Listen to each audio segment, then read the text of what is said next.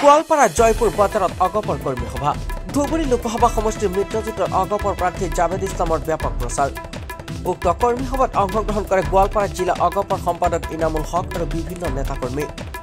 উল্লেখযোগ্য যে গোৱালপাৰা বিভিন্ন প্ৰান্তত অগপ মিত্ৰজোঁটৰ প্ৰাৰ্থীগৰাকীৰ হৈ ব্যাপক নিৰ্বাচনী প্ৰচাৰ চলোৱা পৰিলক্ষিত হৈছে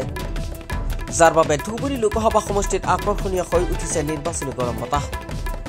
গোৱালপাৰাৰ পূব বিধানসভা সমষ্টি আৰু জলেশ্বৰ বিধানসভা সমষ্টিৰ প্ৰত্যেক গাঁও পঞ্চায়ত এলেকাত মিত্ৰজোঁটৰ অগপ দলৰ প্ৰাৰ্থীৰ পক্ষে ব্যাপক নিৰ্বাচনী বতাহ বলিছে অসমৰ এটা অন্যতম লোকসভা সমষ্টি হৈছে ধুবুৰী ধৰ্মীয় সংখ্যালঘু ভোটাৰৰ প্ৰাধান্য থকা সমষ্টিৰ ৰাইজে জাভেদ ইছলামক ব্যাপক সঁহাৰি দিয়া পৰিলক্ষিত হৈছে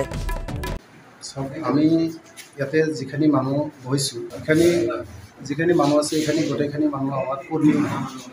আমাৰ দলৰ কৰ্মী আমি কৰ্মী লৈ এটা ডিছকাছ কৰিলোঁ